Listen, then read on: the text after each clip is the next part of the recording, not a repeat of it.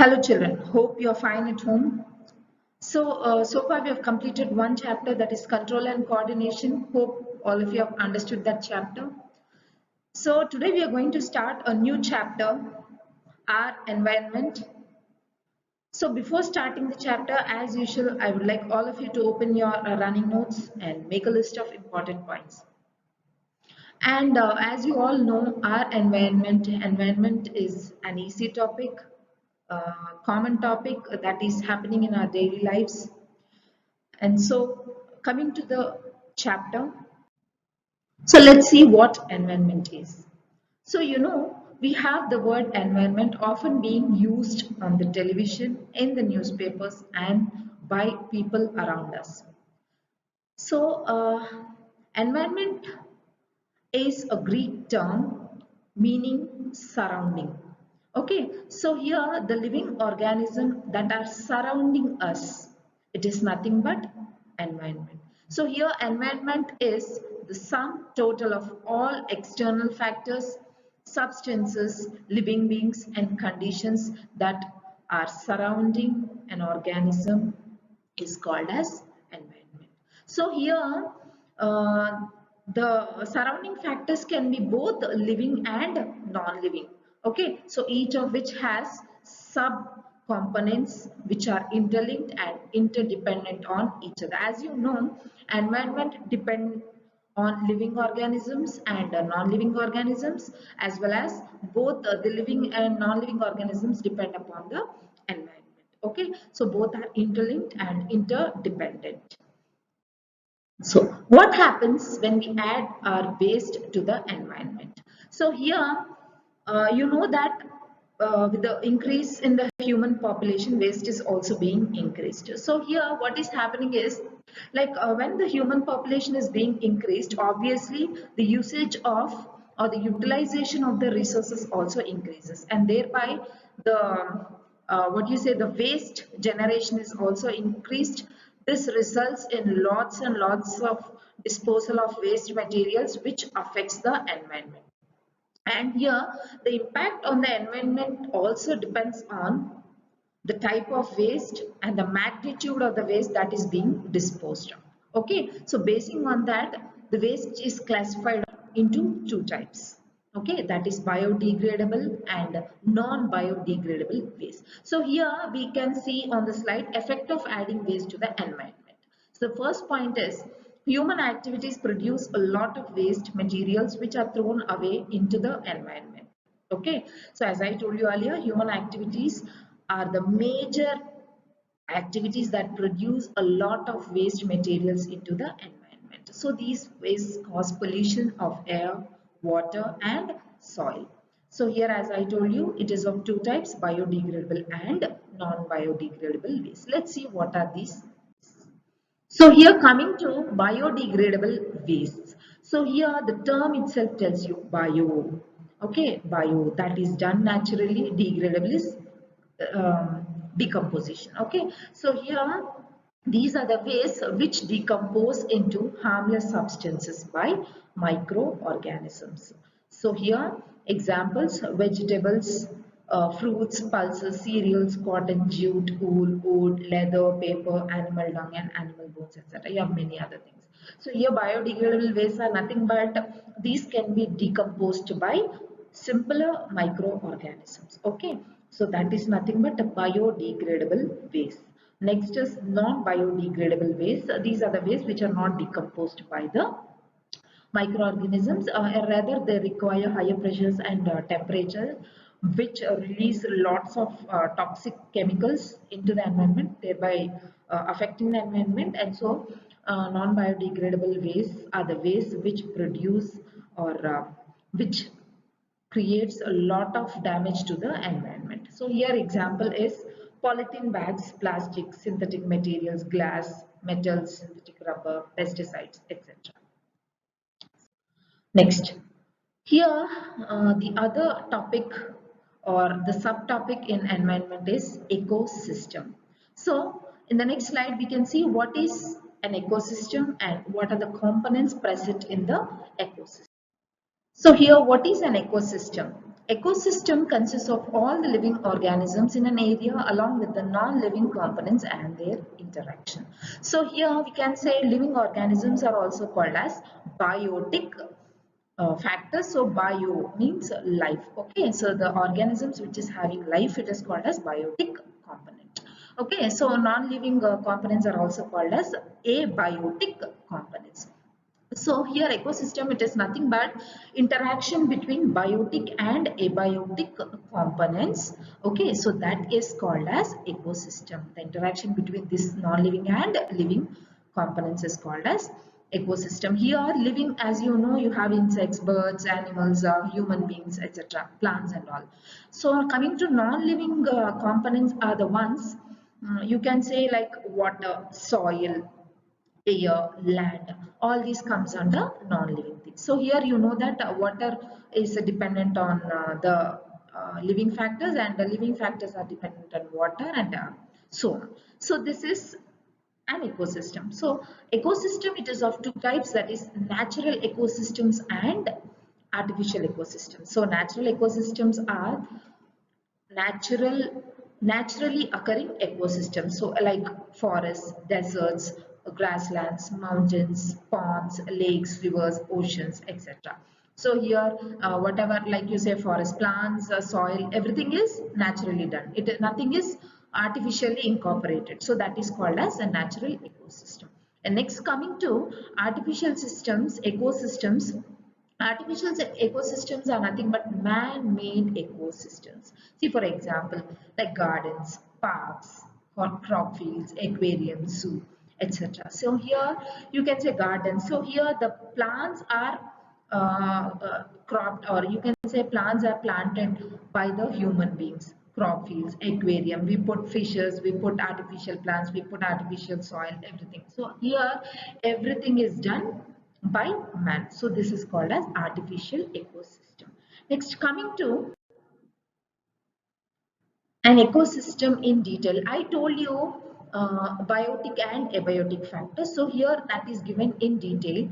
So here an ecosystem consists of two main components. As I told you earlier, they are biotic and abiotic components. So the first one here is biotic components. These are living components like plants, animals and microorganisms. Okay, so I told you earlier now, that is living components like plants, animals, etc. comes under this biotic component. So here biotic components, they consist of producers, consumers and decompose. I think most of you are, not most of you, I think all of you are aware of these points, or you can say these words like producers, consumers and decomposes. These are the words, or these are the terms that we are learning since our childhood. Okay, so let's see what are these terms. So first one is producers. These are the green plants which produce food by photosynthesis. So as you know, producers, by the name itself you can say producers. So the ones which can produce their own food is called as producers. So producers are also called as autotrophs, auto, self. Okay, so the second one is consumers. Consumers are of three types again: herbivores, carnivores and omnivores. So here herbivores, as you all know, which these are the organisms which get their food from the plants. Example, you say horse, cow, grasshoppers, you say goat, etc. So next one is carnivores, which get their food indirectly from plants, or you can say the carnivores are the ones which depend on herbivores. Okay, so examples, you can say tiger, lion, etc. Okay, so the third one is omnivores, are the ones which depend on both carnivores and herbivores. So for example, you say crow, you can say humans are the best example for omnivores. Okay, so these are the types of consumers. And next, coming to decomposers. Decomposers are the microorganisms which decompose dead plants and animals. Okay, so here you say microbes, or you, for example, you say soil. So you will when you are talking about nitrogen fixation and all, we talk about microorganisms, right? So microorganisms, they start decomposing the material that is present in the soil, like plants and animals. Okay, so they decompose very complex organic substance into simple organic substances. Okay, so here the complex, the bigger ones are decomposed into smaller inorganic substances which is reused by the plants, or which is reused, or which is released into the environment. Okay, so here decomposers usually increase the fertility of the soil. Okay, because I told you already, they decompose the complex organic material into simple inorganic substances. So these inorganic substances increases the fertility of the soil, and this can be used by the plants in the production of food. Okay, so here example, you say example of decomposers can be bacteria and fungi. So this is about producers, consumers, and decomposers. Next, coming to abiotic components. So far we have discussed about biotic components, and next coming to abiotic components, these are non-living components like air, water, soil, minerals, sunlight, temperature, wind, etc. Okay, so these are abiotic components. I don't think these topics are so tough. Okay, so this you can understand by simply reading itself. Okay, so next, coming to an interesting topic, that is food chain. Okay, so let's see what is this food chain. So a food chain is the flow of food energy from one organism to the next and to the next, and so on. So here food chain, it is nothing but, see, for example, let's take an example of plant. Okay, so plant, here plant is here it is dependent on sunlight, and here take an example like plants are like food for grasshoppers are food for frogs are food for snakes are food for hawks. Okay, so here what is happening, everything is a food for the next organism of next trophic level. I will tell you what is a trophic level. Okay, so here the energy initially from one organism is transferred to the other organism, and this chain is going on. Okay, so this is nothing but the flow of food or energy from one organism to the other, and this process goes on like a chain. And so this is called as a food chain. They usually start with a producer and end with a carnivore, or you can say an omnivore also. Okay, so here so I gave you an example like plant. This is like this is a food for grasshopper, and grasshopper is a food for frog, and this goes on, and this is called as food chain.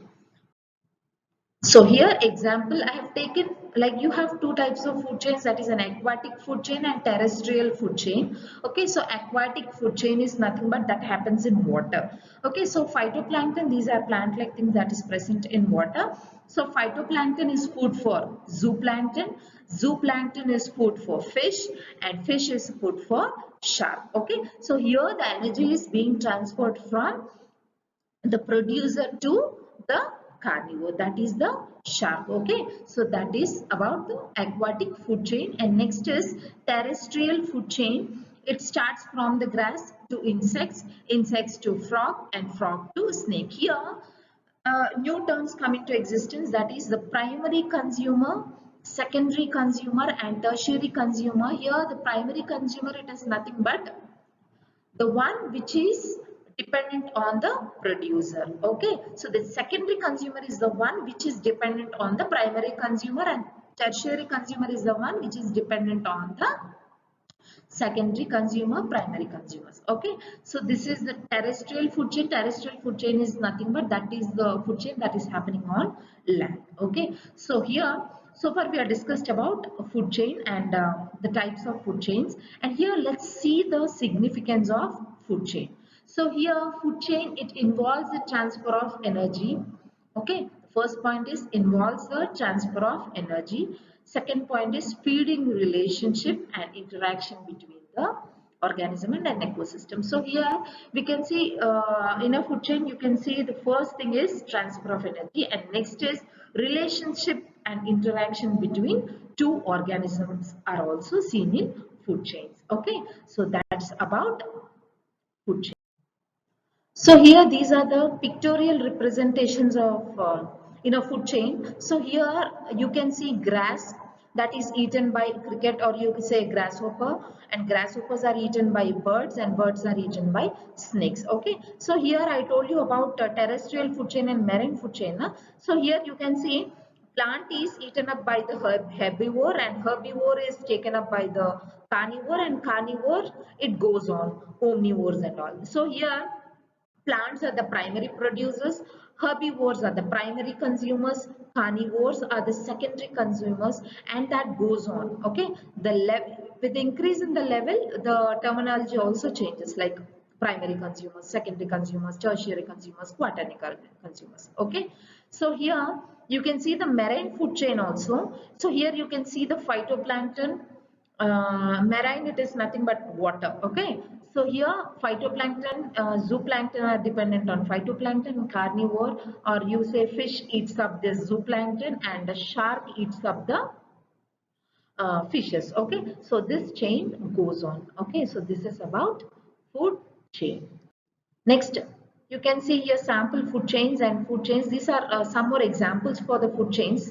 Okay, producer, here you can see a rat, snake, hogs and all. And all these, see the producers, primary consumers, secondary consumers and tertiary consumers. So once they die, these are decomposed by the decomposers. Okay, so this is happening in a food chain. So these are all pictorial representations of food chains. Okay, so next coming to a new topic, food web. Okay, so what is this food web? So food web is a group of several interconnected food chains. So here food web, you know the web of a spider, right? So here in a web you can see many like you can see a network of thread-like things. So the same way here food chains are interconnected, and that is called as food web. In a food web, an organism gets food from more than one group of organisms. See, I will show you a picture, then you will understand what is a food web. So here this is the pictorial representation of a food chain, food web. So here you can see, let's take one example, like here see, plant grasshopper is eating up the plants, and this grasshopper is eaten up by the frog, and frog is eaten up by the snake. Snake is taken up by the fox, and also the vultures, hawks and all. Here when you see this butterfly is eat this is feeding in directly on plants, and this butterfly is food for dragonfly, and dragonfly is eaten up by the frog, and frog is eaten up by the snake, and snake is eaten up by the hawks and all. Here you can see a bird eats up the butterfly, and this bird is eaten up by the snake, and snake in turn is eaten up by the hawks and all. So here you can see the one organism is food for the other, and the various food chains here are interlinked. Okay, it is not just one organism is dependent on the other, and this is an interlink between different food chain, and this interlink is called as food web. Okay, so next is trophic levels. So what are these trophic levels? I told you in a food chain, the energy is being transferred from one organism to the other organism, and this is called as food chain. So here trophic level is more related to this energy. Okay, so here each step in a food chain where transfer of food energy takes place is called as trophic level. As I told you earlier, energy is transferred from one level to the other level. Okay, so that levels are called as trophic levels. So here you have many trophic levels, like first trophic level, second trophic level, third trophic level, fourth trophic level. Usually the trophic level stops till 4, and in some cases it exceeds. So here the first level, trophic level, consists of producers. The second trophic level consists of primary consumers. Okay, the third trophic level consists of secondary consumers. As I told you earlier, primary consumers can be carnivores, and secondary consumers can be a higher carnivore, and a fourth level trophic level can be a higher carnivore. Okay, so here the fourth trophic level consists of tertiary consumers. So here um, I told you like energy is transferred from first trophic level to the next trophic levels. Okay, so here, since the transfer of food energy decreases from one trophic level to the other, I didn't say you this topic. So here what happens is, as the energy is flowing from the first trophic level to a higher trophic level, the energy transfer of energy decreases. Okay, so the organisms which are present at the top of the trophic levels receives lesser amount of energy compared to the lower organisms that are present in the first, second trophic levels. Okay, so I will tell you in detail. So here you can see producers, primary consumers, secondary consumers. So here the population, I forgot to tell you, the population in each trophic level also varies. So here in producers, the population of producers are more in number compared to the primary consumers, and population in primary consumers is more in number comparing like when it is compared to the secondary consumers, and this goes on. So the population, as it goes higher, it decreases. And coming to the energy transfer also, I told you earlier, the energy transfer from the producers to the fourth trophic level decreases. Okay, I will tell you what is actually happening as the organism, or as the food energy is transferring from one trophic level to the other trophic level. Okay, so here energy flow in trophic level. So here green plants produce, so green plants, so when we are talking about green plants, they absorb about 1% of solar energy falling on the leaves and store it as food energy during photosynthesis. So during the transfer of food energy from one trophic level to the next, 90% of the energy is lost to the environment, and only 10% is transferred to the next trophic level. So here, so there is a decrease in the amount of food energy transferred at every trophic level with 10%, and this is known as 10% law. So I'll explain you in detail. See here, I told you already, the first trophic level consists of the producers. So here producers, what they will do is, you know that they trap the solar energy in order to prepare the food. So here, for example, let's take let's take they absorb 100% of energy from the sunlight. Okay, so here I am giving you an example. So when they take 100% of energy from the sunlight, they prepare the food and they utilize some energy, and some energy is being lost into the environment. And so what happens is, almost 90% of energy is utilized by the plants, for some processes like growth, reproduction, excretion, etc., and some is lost in the environment, and only 10% of energy is being transferred to the next trophic level. And so this transfer of 10% and 10% of energy to the next trophic level is called as 10% law. Okay, so I will tell you in detail by giving you more examples. So this is the pictorial representation of energy transfer from one trophic level to the other trophic level. So on looking this, you will understand what is a trophic level more clearly. So here you can see the producers, they take up 1000 units of energy from sunlight. So here this 1000 units, in this 900 units are almost taken up by the plants for reproduction, growth, excretion, etc., and only 100 units of energy is being transferred to the next trophic level. And this 100 units of energy, among this 90 units are used up by the consumers in the first level, and only 10 units of energy is being transferred to the second level consumers. And among these 10 units, 9 units are used up, and only 1 unit of energy is being transferred to the next trophic level. So here you can see there is an ultimate decrease in the unit, or you can say there will be a decrease in the transfer of energy as it is going higher. Okay, so here you can see the producers are more in number compared to the consumers of the first trophic level, and compared to that, the user population also decreases. Okay, so this is about the food transfer in trophic level or in a food chain. So here comes a new topic, or not new topic, the subtopic in environment. Okay, so before starting this, I would like to conclude the food chain with an important note.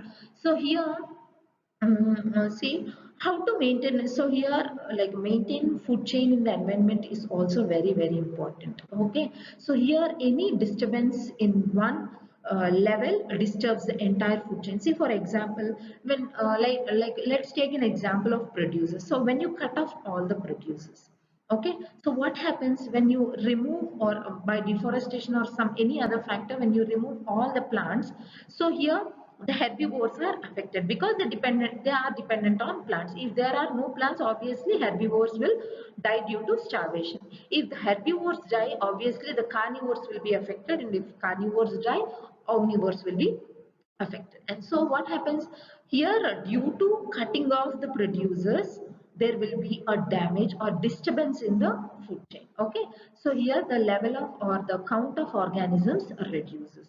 So if for example, like when you hunt all the deers, okay, so a deer is an herbivore. So what happens when the deers are reduced in number, obviously the producers increase in number. Okay, and here if the herbivore is reduced, then where will, like on which factor does this carnivores depend? So obviously they need some herbivores. If there are no herbivores, what happens? Carnivores die due to starvation. If carnivores die, omnivores cannot depend on herbivores and carnivores. Okay, so in this way, if the food chain, if one level in a food chain is disturbed, the entire food chain is disrupted. So maintaining a balance in the ecosystem is very important. Okay, so that is about food chain, food web and trophic levels. And coming to biological magnification, what is this biological magnification? So here the increase in concentration of harmful chemicals in the bodies of organisms at higher trophic levels is called as biological magnification. So here let's take, I will tell you this topic more clearly. So this is the pictorial representation of biomagnification. So here, once you look at the picture, you will understand what is biomagnification. So here you can see few plants. So here, like usually farmers employ certain techniques, or they spray some pesticides or insecticides for better crop yield. So what happens is, I told you earlier, pesticides are non-biodegradable. Okay, because of this non-biodegradable nature, they stay on the plant as it is, okay, without getting decomposed. So now, when these plants are eaten up by the organisms of the first trophic level, what happens?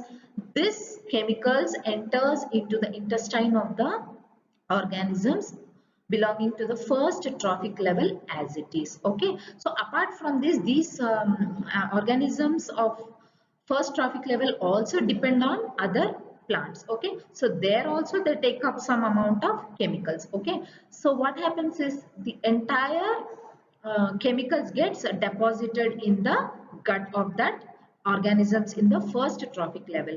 And so when the organisms of the second trophic level, which is already having some sort of chemical in its guts, is feeding on the organisms belonging to the first trophic level, the entire chemicals that is present in the organisms of the first trophic level is transferred into the guts of the organisms present in the second trophic level. So here what you are observing, the concentration of the contaminants are increasing as you go up to the higher trophic levels. So did you understand, ma?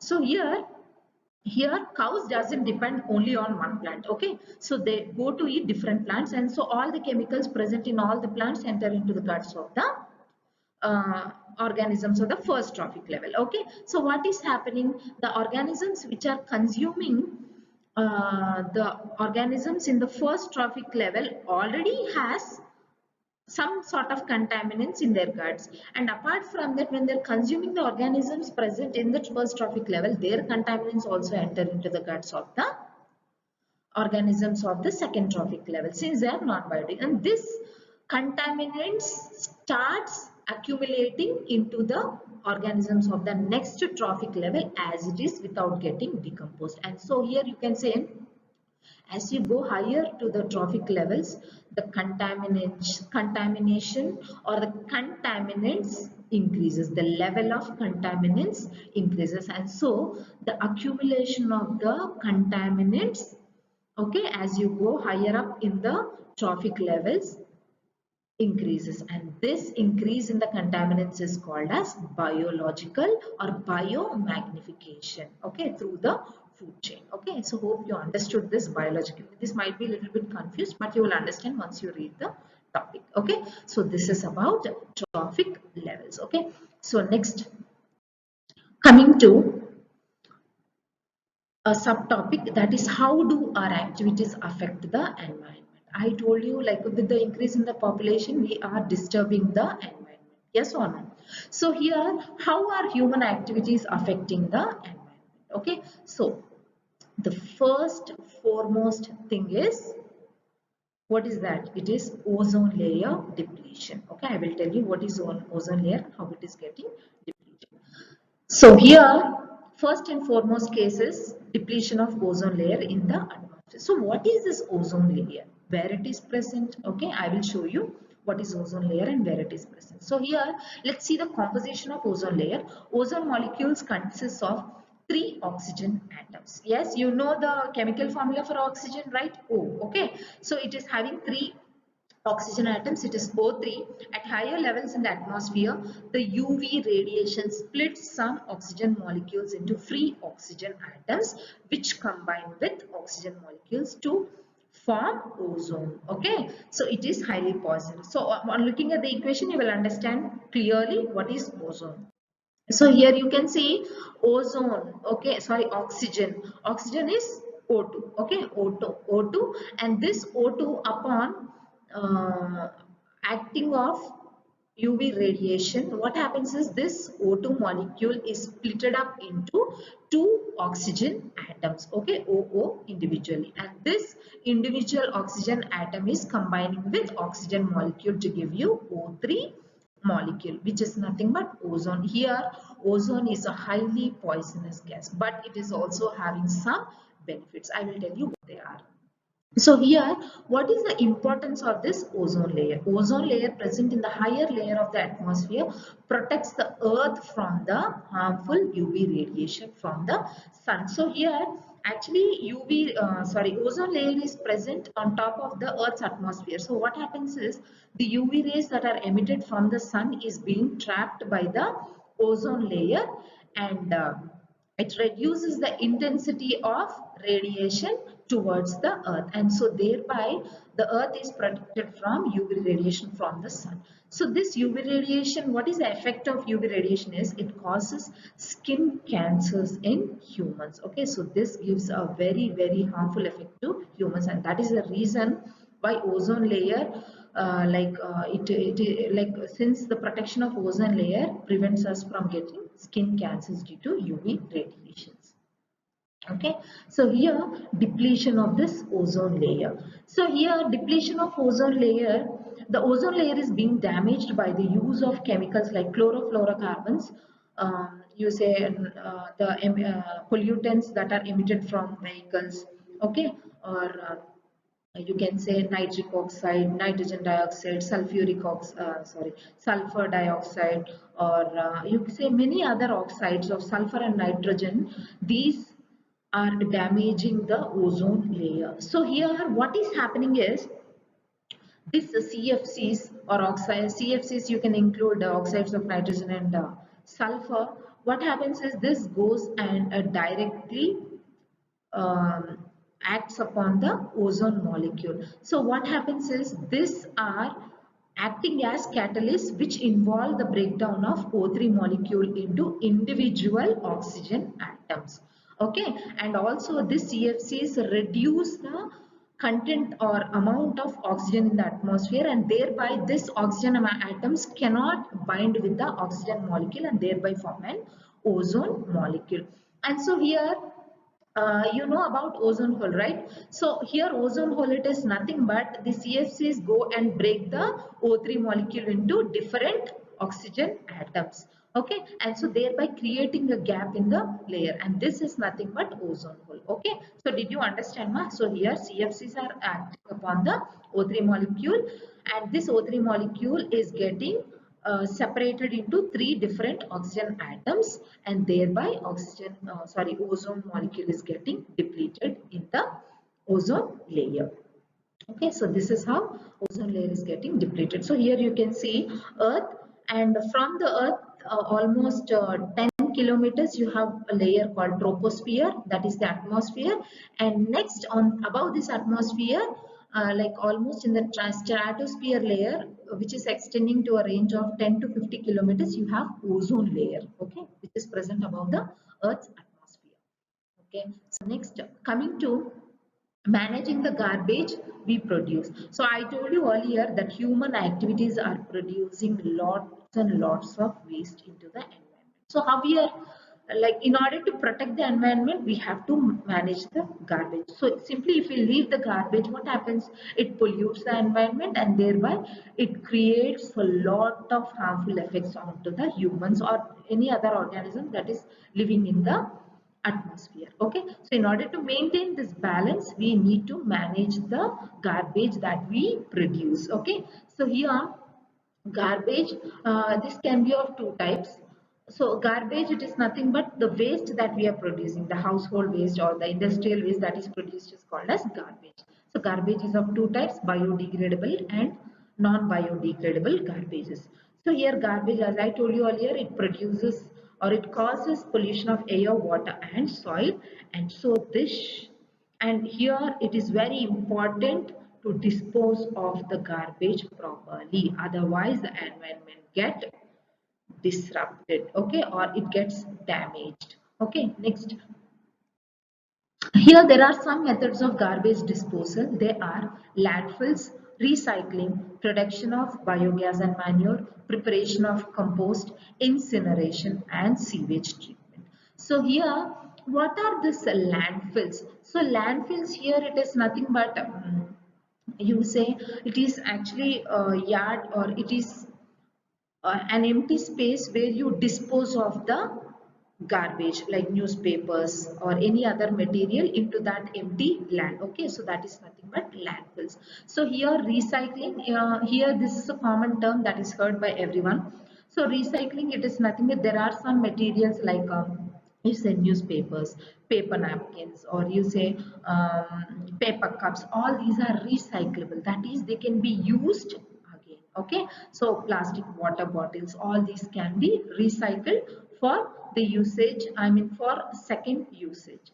Okay, so that is recycling. This also reduces the waste. Next is production of biogas and manure. So here this is somewhat similar to compost. So what they will do is they will uh, dig a pit, and in that they will uh, put all the sort of vegetable waste and organic waste in that, and they will seal off the pit. Okay, so that the microorganisms present in the soil start decomposing that material in the absence of oxygen, that is in anaerobic, that is anaerobically. Okay, in the absence of oxygen is nothing but anaerobically. Okay, so this undergoes anaerobic, there the organisms undergo anaerobic respiration, and that produces gas called biogas, which is having the highest methane composition. So I will tell you what is this biogas and all in the next chapters. Okay, so and also the gas that is produced is called as biogas, and the wastage that is left over is used as manure. Okay, so that is about production of biogas and manure. And next, coming to preparation of compost, also it is the same. So actually what they will do is they put the waste material, organic waste material like vegetable peels and all, in a tin, and they will add some worms to it. Okay, so what they will do, they'll close the pits or tins. So what happens is the organisms that they are added undergo anaerobic respiration, and will turn the waste into compost, which is used by the plants for a better crop yield. Okay, so that is about mm, preparation of compost. And next, coming to incineration. Incineration, it is nothing but what they will do is the incineration method, they will burn the waste material, okay, non-biodegradable waste material at higher temperature, which is more than 1000 degrees Celsius. Okay, and turn the waste material into ashes, when like these ashes are removed periodically. And so you have big furnaces, and you have incinerators also. So these incinerators have big furnaces in which you put the non-biodegradable waste, and you burn the things at very high temperature, and where the ashes are removed periodically. Okay, so next is sewage treatment. So sewage treatment, I think you have seen in your lower classes. So sewage treatment, the waste materials that are released from the factories and all, they are very acidic in nature. So when this waste are directly released into the water bodies, so what happens? These acidic waste materials start polluting the water bodies. And so before releasing the waste materials into the water bodies itself, they need to be treated. Okay, so this treatment is done by sewage treatment plants. Okay, so here you have a, so these are the pictures of various garbage disposal methods. So here you can see the first one is incinerator. Here you can see a compost, a pit is dug, and here you put the waste materials, and here you can see remaining things are landfills and all. Okay, so these are the pictures of garbage disposal methods. And next, this is the sewage treatment plant. So this is not much important because you have already seen the sewage treatment plant in your lower classes. So here, before the entry of waste material directly into the water bodies, they will the waste material undergo different steps in order to purify or in order to neutralize the acidic nature of the waste material, and then they are finally released into the water bodies, so that the water bodies gets damaged so slightly. Okay, so that is the reason why they treat the sewage before getting it disposed into the water bodies. Okay, so this is about sewage treatment plant. So this is the end of the chapter. So in this chapter you have learned the importance of environment and the importance to save our environment by using various methods. Okay, so here remember, save our environment and save ourselves. If you save the environment will obviously save us. So stay safe, be safe, and protect our environment. Thank you.